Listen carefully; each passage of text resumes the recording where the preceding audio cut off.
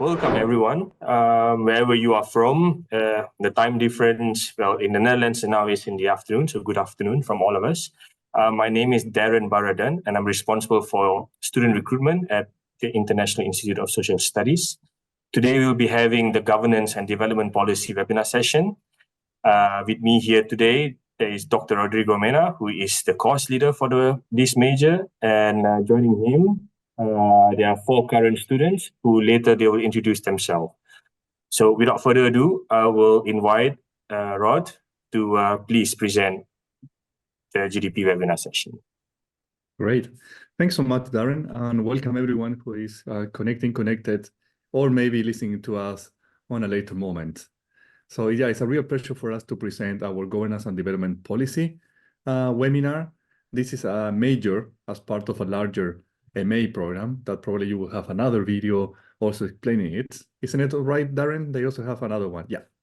So now we are zooming into one aspect of the master, that is the major. So maybe we can move forward to see the agenda. So today we're going to give you a quick introduction to the major. We're also going to be presenting a little bit who are the lecturers you have, but you also will learn and hear from some of our students, particularly our representatives. You can see them already connected. So let's have a little quick presentation, and we also have open space for you to ask questions. But before I present myself, I would like to give the floor to the real actors, to the real people making this happening. We are just facilitating the process, but there will be no master without students. They are really the driving force in terms of thinking, doing activities. So it's my real pleasure to present you our 4 representatives. And this is an important thing. It's not only that people study here, many of you can also take leadership positions in the major. You know, when you organize activities, you coordinate things, but you're also a link between the faculty and the rest of the students. And we have here 4 of them. So I would like if you can introduce yourself briefly to the rest. I don't know which order would you like to follow, maybe the slide order. So maybe Adilet, you want to start? Yes. Hi, everyone. My name is Adilet Akmanbay. I'm from Berlin, Germany, and originally I am a business major, study business in Germany. And after working for a couple of years in the development sector, I realized that that is the true path for me. And I think that's why I joined also the ISS to pursue my professional and personal goals. Thank you. Great, thanks so much. Okay, hi everyone. Welcome today. My name is Priscila Condori Cosme. I am from Peru. I am an economist as a profession, and I already have some years of experience in the public sector, but also in the private one. So, well, I've been looking also to do a master degree to improve my skills, to have like a broader view into the world of development. That's why I chose ISS as an option to continue and pursue my studies and profession. Thank you. Great, thank you. Hello, everyone. I'm Linda Bonsra. I'm from Ghana. I worked as a teacher and then moved to the private sector. So from the private sector, I decided to did my bachelor's in public administration, and then going through ISS courses, I realized I could do my master's here. So that's why I'm here at the ISS. Yeah, so hi everyone, welcome to the webinar. I'm Rahmat Putra Perdana Marsoli. I'm coming from the wonderful Indonesia. I have a background in public policy management. I was working as a policy analyst at the Ministry of National Development Planning at the Republic of Indonesia. And the reasons why I chose to pursue my master's degree at ISS is because I was working in development sectors, and I feel like I needed to gain more knowledge and expertise into development sectors. So I think ISS is just the right place. Great. Thanks so much for introducing yourselves. And for those listening to us, what I really love about this group is that it's also a representation of how our classrooms are, how our learning experience in the EMA, it's really, you know, at the moment, it's quite diverse. And when you say diversity, people immediately think about countries of origin, where you have been working.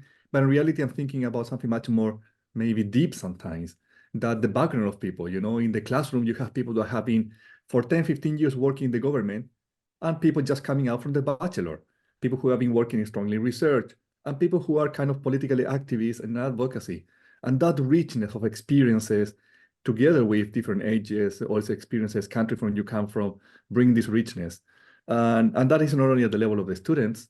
Maybe you can hear from my accent, I'm not a native English speaker. I come originally from Latin America. I'm Chilean from Chile. And this is also the diversity that we have here in the lecturers. So the idea is to have a space where you can feel comfortable with your own background and we can share about them. And that's actually the first highlight, if you see on the slide now of the major, that particularly, I mean, we have a major that is quite highly international. I think at the moment we have 13 or 14 different nationalities only in the major represented. I think the numbers maybe in the MA program are higher. And as I said, that creates a quite diverse learning experience. Something that is really important for us is that we also want to bring knowledge into practice. So something really important for the major is that we have a huge connection between theory, practice, and also policy. And we're trying to bridge this all the time. So all the courses in the major, we're trying to make these connections happen. But of course, you will have courses that will teach you how to make this happen step by step. And the other important thing that because you will need to do research also as part of your MA, particularly at the end of it, your thesis, we also have some funds that want to facilitate the process where you can really bring all the knowledge, as we said, theory, into practice or policy. So you can also gather information from the ground. So we also have they call a GDP field research fund that actually I think our students are excited because they are just at this moment starting to prepare their thesis. So many of them maybe are wondering about this fund because many of them I would like to go to some places to collect data or organize dissemination activities. And in general, what is the GDP? So you have what it stands for. So GDP is governance and development policy. And what we try to do is to really unpack this complexity idea of what is governance, or in other words, how society or group of people coordinate to make things happening, how societies organize themselves, how this translates into policies or ideas of how we want change to happen. And these are the different levels. And I think that's something that we really stress a lot in the GDP program, that is not only high-level governance from the government or even further internationally, you know, from World Bank, European Union, African Union, or different organizations, but we also talk a lot about local development, you know, how this translates to, as you say, meso or medium level to the local level of governance, how little groups organize themselves to promote change in their environment, to solve problems, but also advance different agendas. So we really unpack governance at different levels from different actors, but also in different scenarios. And that's something that touched me closely. I work mostly on humanitarian crisis and disaster crisis and crisis. And that's something that we're also trying to do a lot here to understand that governance not only happens in the beautiful bubble of when things goes well, or in the country so-called developed. Governance and coordination happens in everywhere, even in places affected by crisis, even places affected by high level of poverty, criminality, or other issues. Actually, we would say that governance and policies are even more important in these places as an instrument to trying to bring change. So we're also trying to discuss a lot how governance, how policy, how politics can support us in addressing these issues in these kind of more complex situations. And that translated into a curriculum. We have 4 terms. So in the next slide, you will see that, in which, I mean, this is details and you can find those online. But the idea that during the program, we will take you through a journey, so to say. You will start with really foundational courses where all the students will learn kind of the same about economics, sociology, political science. And this is really important. As we said, we have a student who just came out from their, I don't know, bachelor degree. And for them, we have 2 different levels of course, you know, medium and really advanced, if you feel that you already know a lot about the topic. But some of you maybe have not been in the university for what, a decade, 5 years, and you feel, oh no, I'm going back to study. I don't remember. I knew that I learned about this in the past. So this foundation course is to bring everyone on board to a level of conversation where we can have all the basics covered. But then we start digging and going deeper in what governance is about the program, and particularly in GDP. So development policy and practices, conflict, cooperation, and even further in the second term with policy analysis and design, projects development, poverty, promotion of local development, as we said, but also humanitarian and disaster governance. So the idea will really start unpacking governance policies in its different levels, as we said before. Then we have term 3 and other terms are also heavily loaded with methods, because as we said, this is not only theory. So across the term 2 and 3, students also need to take methodological courses. And this is an important aspect for us. We also want to give you skills, not only knowledge and critical knowledge, the skills that you can use later on when you go back to your previous place of work or wherever you want your career to take you. Something that is really interesting that, as you see in the term 4, we call it research paper here, but it's pretty much you need to write a thesis. But it's not only about writing thesis and doing research, we also want to connect you. So all the skills that you have can be linked to practice. So that happens at different levels. You will see, and I think maybe the students, maybe you can say something about it. I think most of the courses we have guest lectures, and that's a really good way to connect with others. We also have a lot of field trips in the Netherlands, so you go to different places. But also sometimes we have something that is a bigger event, that we have a big field trip. So we all go to a particular country that actually are the students who decide where is it, to link and connect with different practitioners, to learn from the organization that might employ you later, or maybe an organization that they are working on the topic that you're interested in. Maybe I'm talking too much, I don't know. Maybe some of you want to say something about the study trip, because we just had it a couple of weeks ago and we are coming back from it. So yeah, maybe I can jump in. Yeah, please. For me, the study trip was really one of the highlights so far, especially since I'm from Berlin, and as a group we voted to go to Berlin. So it was nice to go home and show everybody the city I lived and grew up in. And as Rod, you said, I think it's a good opportunity to connect the theories we've learned in term 1 and term 2 so far, to kind of see how they can be implemented in practice. And we visited the IOM, the International Organization for Migration from the UN, and also the Caritas offices, which focuses on more, bottom-up development work. So we have these two contrasts of, this large organization with thousands of people getting insights into their work and into more local research, but also local-based initiatives. But for me as a rep, I think the most interesting part about the study trip was also the hands-on planning. So we really do take a lot of initiative in basically every step of the way, from deciding where to go, reaching out to organizations, building a network, essentially, but also these notions of governance, which Rod said are everywhere. You can also see them in in our GDP major, and I think it is a really worthwhile experience, and definitely one of the highlights of the GDP major. Yeah, thanks so much. And I really like what you're saying, because that's also something that we want to bring to the major and the MA program, like this sense that you are in the driving seat.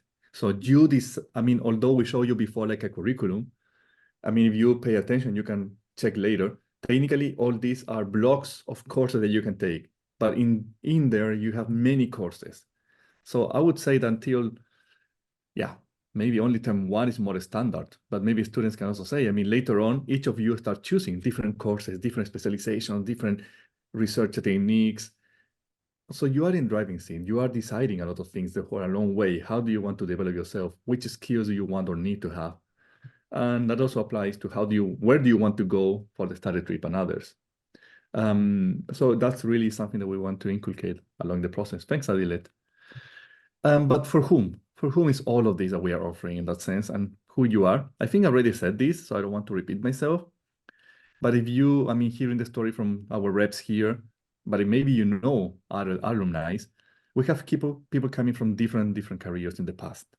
We have people that actually have been working already from local, national government to other government organizations. And that's a really strong group that we always have, which is beautiful, because that's really interesting. We have students who come here and say, hey, I have been doing governance my whole life, maybe. I have been 10, 12 years of career experience. And I thought this is a way of doing it. And maybe this is how we do it in my country or in my region. But I never thought that in this other continent, it's different. And it's not only because of what we teach in the course, it's also in interaction with other colleagues. Wait, you were also a migration officer or a border officer in a particular country? Yes. So how do you do it? So that also enrich. So what I'm trying to say, that a lot of the experience is not happening only in the aula, in the classroom. A lot happening in the interaction, in the alleys, in the dorms, in the parties, in these other places. There is a lot of exchange. We also have a lot of people having working in development and humanitarian organizations, former NGOs, CSOs, UN actors, or people who aspire to work there.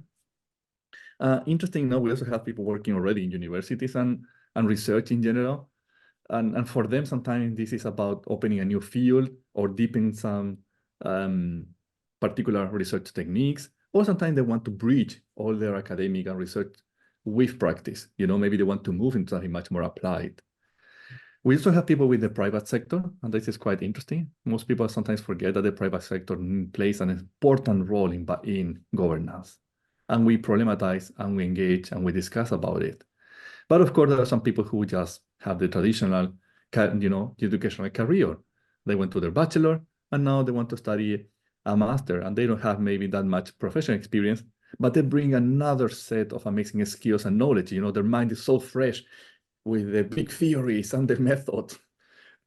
So they also bring something completely different to the table. And I think that's, again, is one of the diversity. And for me personally, as a teacher, is one of the beauty of teaching. I always say to my students, I think I learn more than what I can really teach to you. And I ask a lot of questions in the course when I teach. And it's not because I want to make it dynamic. I wanted to make it dynamic. But if I can say, I can be honest, it's all a bit selfish. I mean, it's like doing focus group or interviews. You know, when else you are sitting in front of a group of people who is motivated about the same topic, and you have 30, 20 people in front of you, different backgrounds, and all of them have something to bring to the table about it. So yeah, it's really a beauty. In that line, something that I have been mentioning so far is the specialization. So we have the master, we have the major, and not only the major, but across the master, you can also specialize in different lines of work. In the major, we have two main ones. One is called Governance of Local Development and Humanitarian Crisis. And it's really about how governance happens in the places that most people don't think about the governance, you know, out of the traditional government, out of the traditional space of the traditional state, at the local level, at the regional level, but also in places facing any type of crisis, when your government is not, maybe exists, but it's not functional, or trying to be functional, but doesn't have enough resources, or it works only in some regions because the other regions of the country are controlled by armed groups or so, or there is some level of crisis in general that is difficult to manage all the aspects that society wants. So that's a specialization that opens up this box. And the other one is public policy and project management or public management. And it's all about for who want to really work much more in the development of public policy, making or creating decisions and translating this decision in the public arena. How do we manage public resources? How do we work with the state between different actors, between interstate, also internationally? So that's a real focus. But those are not the only majors. So if you see the specializing outside of the major, you still have the two from the major there, but you have many others. I think we don't have enough slides to present all of them, but you can also specialize in women and gender study, conflict and peace studies. But if you have a really strong econometric background, there are also specializations in that realm. There are also others in agrarian studies. So really go check the calendar, check the documents online that we have, check, because even if you are in governance, sometimes governance can take you into agrarian studies. Even if you're in governance, governance can take you to completely different fields of study. And that's where the specialization allows you to say, okay, I want to how to do governance in that field. And that's why the specializations are not really only the realm of the major, allow you to have, as I said before, this kind of individualized or personalized approach to your own studies. Does any of you, of the reps here, have decided about your specialization, are taking a track? Maybe you want to share something about it? Because I think that's a really important thing of our program, honestly, that allows you to finally decide where really you want to apply all this, like a mindset. I can jump on that.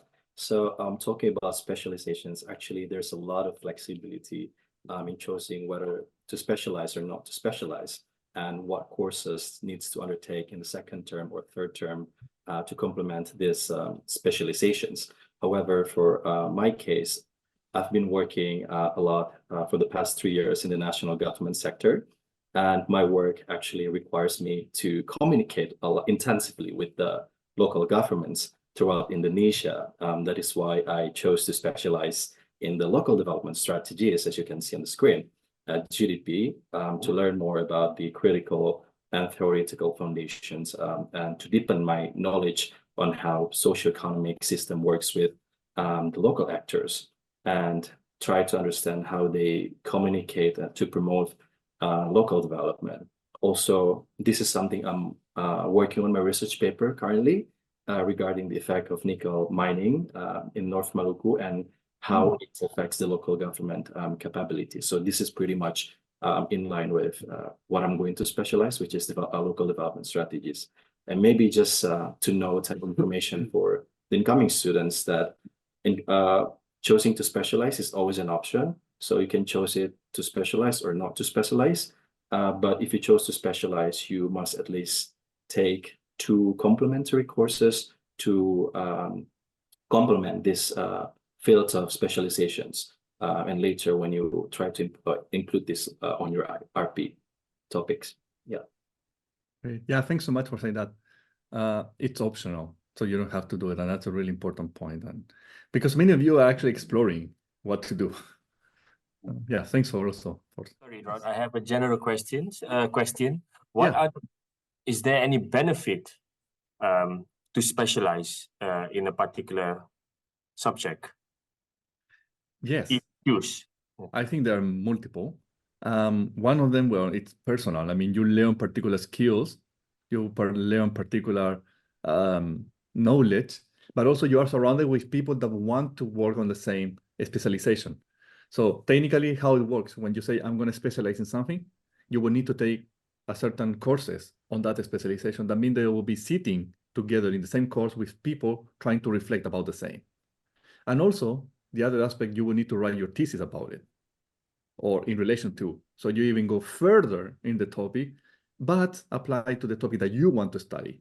So it's even more applied, and that's really, and also on a practical level, this will be in your transcript in the final documents of your master. So that's also, let's be honest, it's also a selling point after the master. I mean, you can always apply for a job on, I don't know, conflict and peace. Although your master will be in development, that sounds maybe really broad, and your major is governance, but you're specialized in conflict and peace, or you're specialized in public policy. So you're applying for a job in the government that give you an extra, like a extra stamp. Thank you, Rod. Maybe if I can add something to that. Yes, please. My decision to specialize was more personal than like the Rod said. As I already mentioned, I'm coming from a business background in education, but I really do see myself working in the intersection of governance and the economy. So combining the best of both worlds. And I really and I'm specializing in international political economy. Which unfortunately did not make the slide, but I do recommend it. It's a great specialization. And for me, it was more about gating, the lack of experience or the lack of knowledge that I have on the other side of the spectrum, the more political spectrum. Speaking just for my specialization, I think it really does a great job in providing me with everything I need from the lack of theory which I had.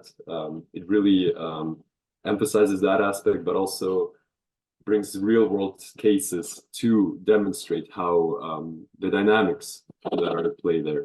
So for instance, we had cases ranging from the European level all the way to local levels in Southeast Asia, Africa, and South America as well. So yeah. Thanks, Adilet. Is there anyone who is not specializing in this group? Okay. You know me. Well, hey guys, I think you gave really strong arguments to say why you want to specialize, which are really good and very valid. But maybe it's also a personal reason and choice why I do not do that. And it's basically, I think, because of my background. As I was telling you in the beginning, I had some years of experience working in the public sector. So I already drive through a couple of ministries there. So I think I already have some rooted knowledge about how the government works. So I think I also want to get to know more knowledge and in-depth on the structure of governance and how it is composed, but also how it also develops in other countries, like how, for example, Indonesia or in Ghana or in Europe, they do tackle these issues of governance and interaction. So that's also a main point for me to also keep on learning into this process and understanding or have a better insight or approaches to how the government and its interactions with other actors. Because as Rod said in the beginning, it's not just about the public sector. In fact, when you get to work into the public sector, you realize the high amount of stakeholders that you have and you are surrounded by. So I think it's a constant learning process for me that I want to get through. I think that's a really good point. Yeah, and actually, if you don't want to specialize in the specialization, doesn't mean that you cannot specialize, because another space are the topics, your research paper. So technically, the research paper also can work like an extra specialization, so to say, in the sense that you choose a topic, you want to go deeper on it, and you can do it. So that's another space. Before we move to that, I don't know, Linda, want to say something or? Looking at the courses and the topics, none of them related to my my RP, so I decided not to specialize and focus on my RP. So that's it. And that's the point. We said at the beginning that we work with diversity, which is amazing, but also come with the challenge that we cannot cater to all the possible topics that people want. But then we have a whole research papers. And actually, if you see the examples, many of them are really specifics. And these are just examples how we translate all these big concepts of governance into real problems of life. One of them is from Laura Caicedo. She was working in Colombia, understanding local participation in water climate adaptation program. And she worked with different organizations, both in the Netherlands and in Colombia. But then you have people from other regions. You know, we remember this nice thesis from Niwayan. He was working on the role of religion in public policy. So it's a kind of diverse approach, but it's quite topical for what we do. And she was working on all the high distances on the tourism infrastructure in Bali in particular, I remember. And then we have another example that is completely different, is Mohammed Shari. He was working on the accountability and participation issues in Somalia, particularly in a few municipality councils of Puntland. So he was really trying to understand democratic processes, unpack them, and how different or not they are with issues of corruption sometimes, poverty, but also the drive, the amazing drive of people to make it happen. So it's also about, you know, these different levels of conversations that come to the table. Do you need to prepare, do you need to already know your research topics before coming to ISS, or you develop it during your study? Yeah, that's a really good question. No, you don't need to. I mean, technically to come to ISS, you need to have the passion and the drive to learn about this. And honestly, I have met, I mean, I have been for many years here, students who come with a really clear topic and they end up working something completely different. Because, I mean, some people come and they end up working what they want, which is amazing, but some people also are exposed, you know, you're exposed to different ideas, you're exposed to different examples, to topics that you never imagined that were out there. And sometimes you want to go further into it. But there is a whole course from the day one almost at ISS called Towards the RP, or it's about the RP, the research program. So you have like 2 terms, you have around 6 months where you are thinking about the topic, problematizing it, you know, writing a proposal, getting feedback out of it. Only later on you present a proper proposal. Then you will get a supervisor. And I think later we will talk more about it. And then with the supervisor, you keep refining. So there is many levels of thinking and rethinking about your topic until finally is what it is. And in my experience supervising, honestly, it's also during the process of writing your thesis changes quite a lot sometimes. So I think it's more about to be up to the adventure of discover which are your passions, of discover topics and approach them. Yep. Yeah. Thank you, Rod. Can I add just a, Yes, of course. I think also one of the anxieties for me before I came to the ISS is that I don't have any background in social science research. And I think the ISS did a really good job in, you know, helping get everyone on the same page as to the methods and techniques and the process in general. So that's that was important for me. Maybe I can also add something. As you were saying, maybe that's the beauty of the learning process, because, for example, Adi, as he was mentioning, he had a very different background. In my case, for example, I also study economics, so I have some relation with social sciences, but I've been so many years into the practical side of it, like working in the public sector.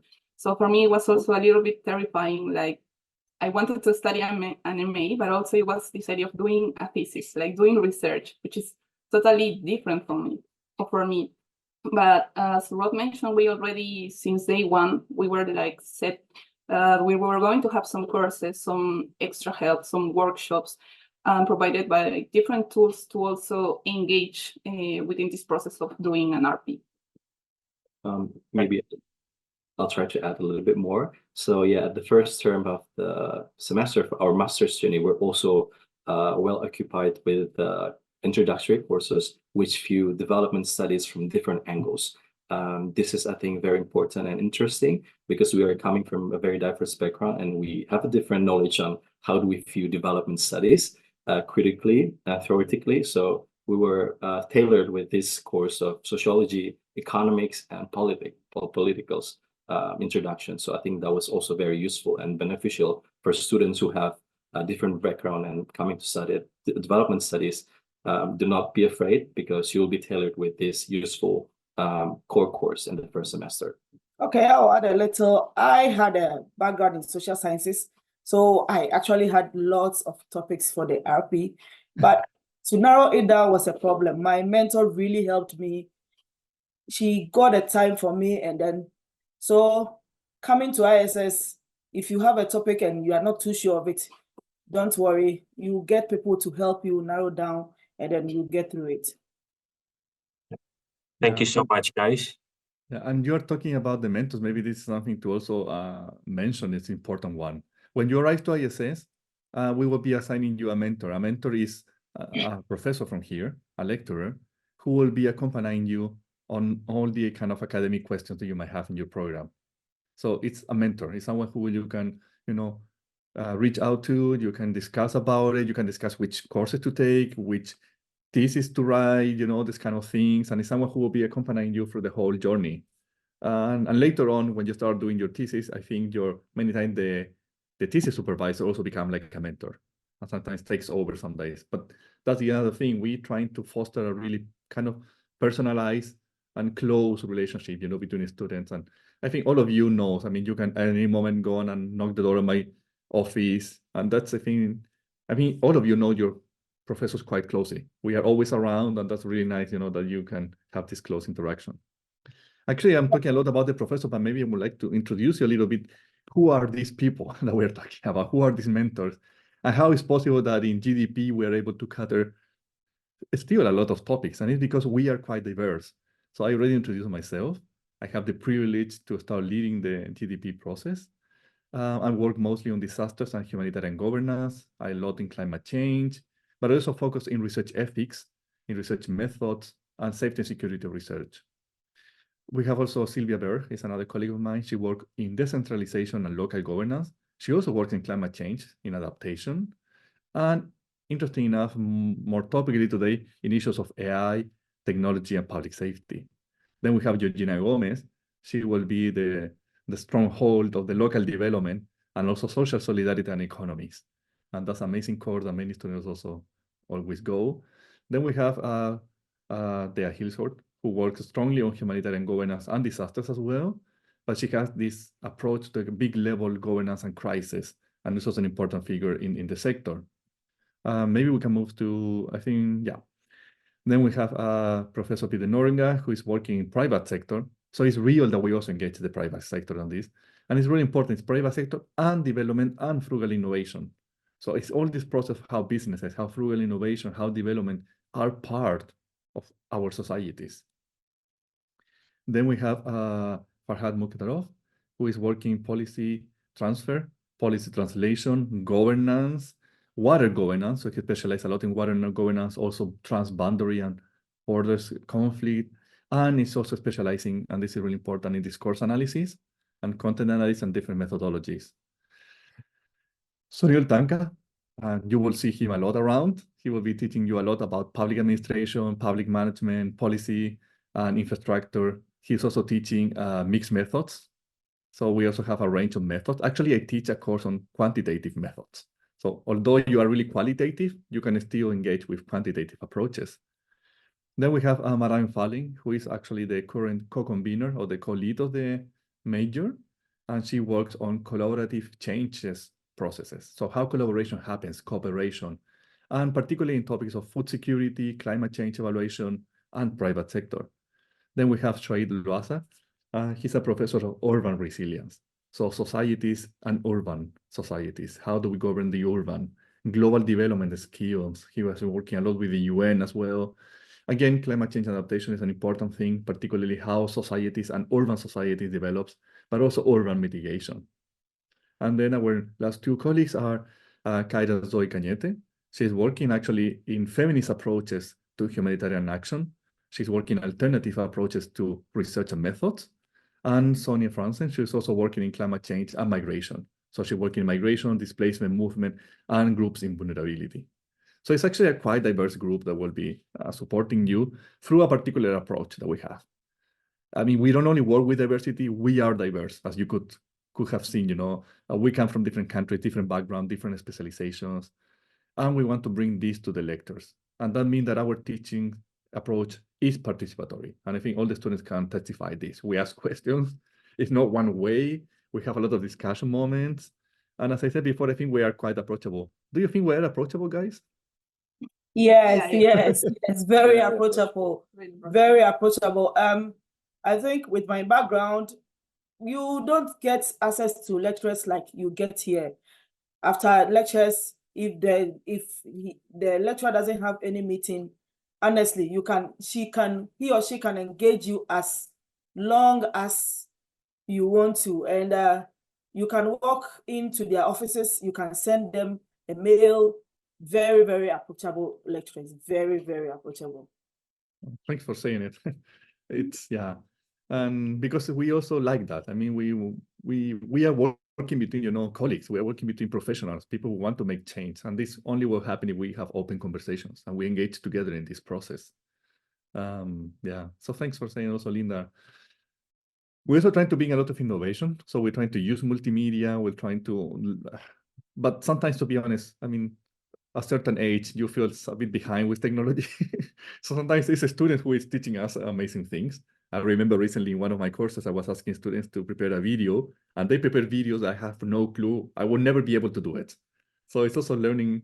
It's a really nice how you also bring this innovation. You bring different ways of learning and studying. The study visits, we already spoke about it.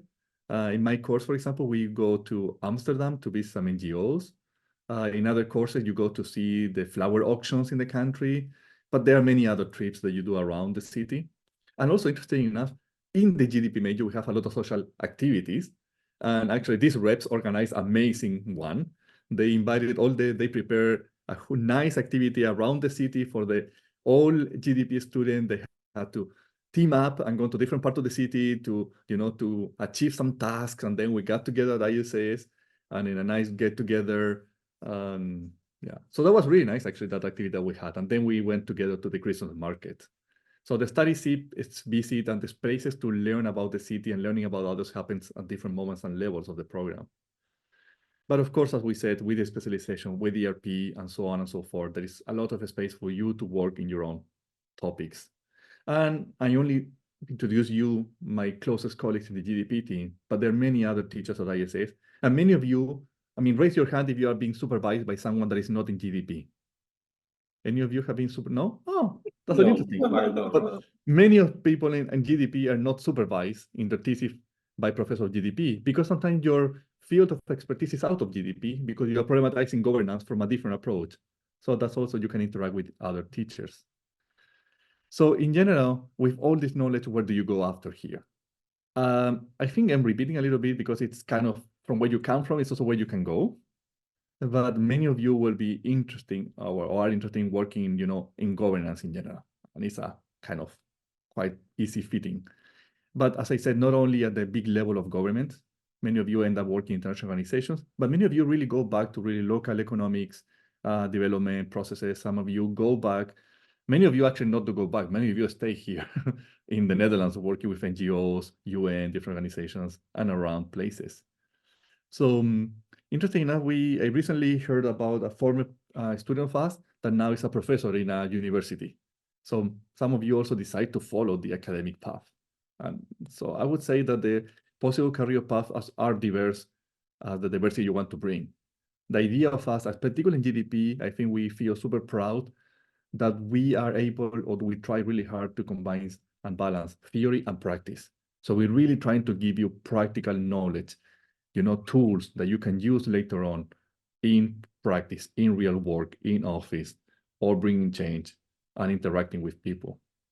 Yeah, thank you, Rod. I just have a So with that, I Mr. think we are closing at least our part. So maybe you Yeah. want to take over, Darren? Yeah, I just have one question. It's for the students. Mm-hmm. Have you guys thought about your possible career pathway? Are you going to go home, continue your work, or stay in the Netherlands, search for something, or go home, find for something else?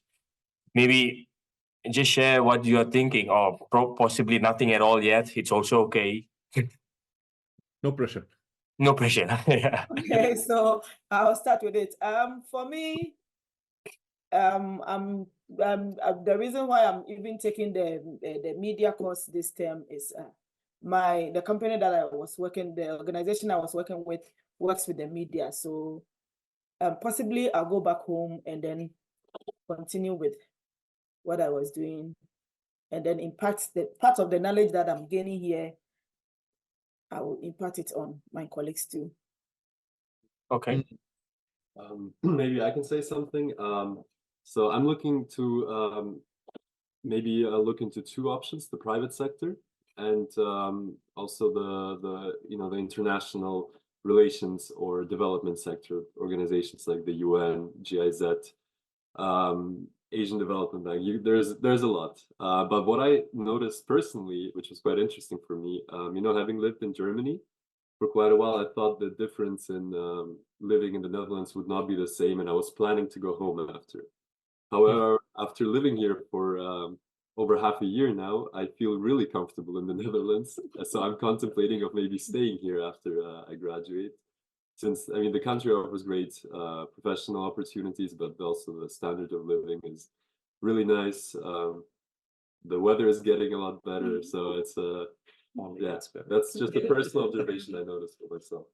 Yeah, well, in my case, like I'm not quite clear yet, but so far it's like I'm also thinking about going home, because as I told you before, like all these previous experience that I have, but maybe I also want to give a look at different job opportunities, not just in the public sector, but there are also a lot of international organizations who work in my country.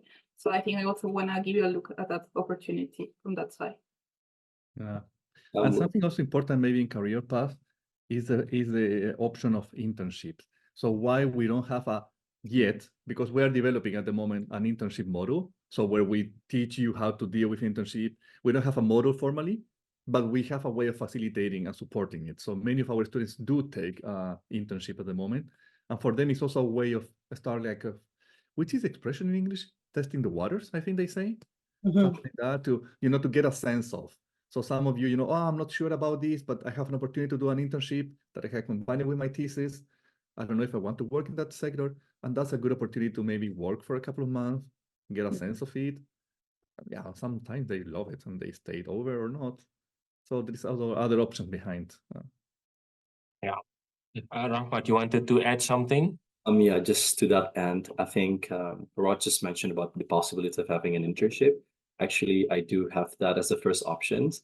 I imagine myself going back and contribute to my own field, which is the local government in Indonesia.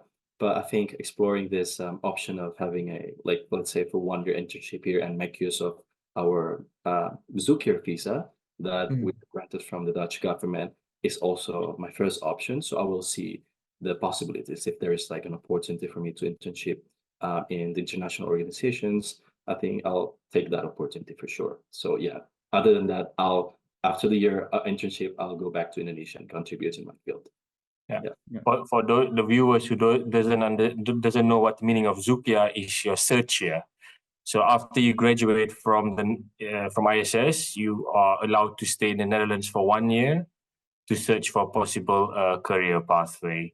I also have questions about getting internship assistant. Unfortunately, now there are no assistant to help you to get an internship, but possibly, as Rod said earlier, there is I think there's a specialization called development practice that will be installed, hopefully in the coming academic year. So that's still under development. Yeah. Anything you want to add, Rod?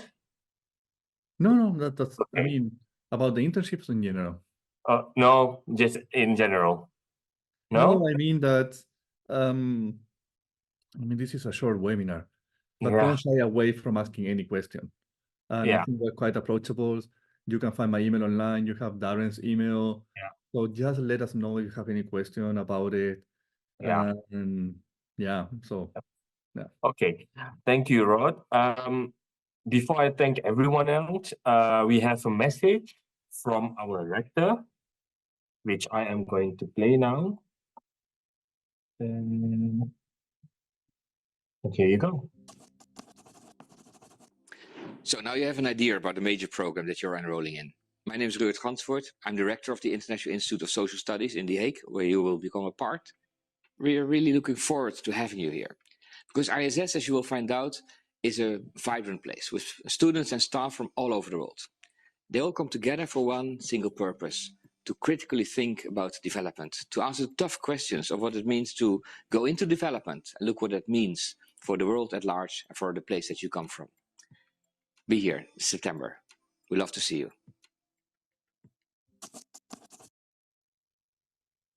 Yeah. So that was It's the a nice message. image from the building, also from Yeah. from above. Yeah, and I Yeah. think that's also something that I think is also nice to mention, that when you come to ISS, you're also going to be embedded in the city. I mean, we are really crossing the streets to the palace of the king. So and that's also really a nice opportunity. You know, you are a few blocks away from the Peace Palace. You know, all these big institutions. So that's something that also I would love to work here. You know, like every time that I go to my office, I feel that I'm doing tourism. That is true. We are situated right at the heart of the center of The Hague.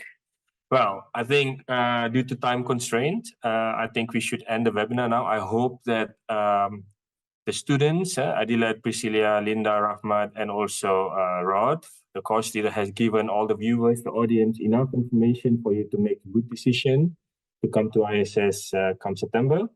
So I think all of us are looking forward to your arrival. But till then, if you have any questions, you can always contact me, as you can see on the slides right now, study@iss.nl. And if you have questions for the students, or particularly Rod, the course leader, please also send your email to me, and I will forward it to them.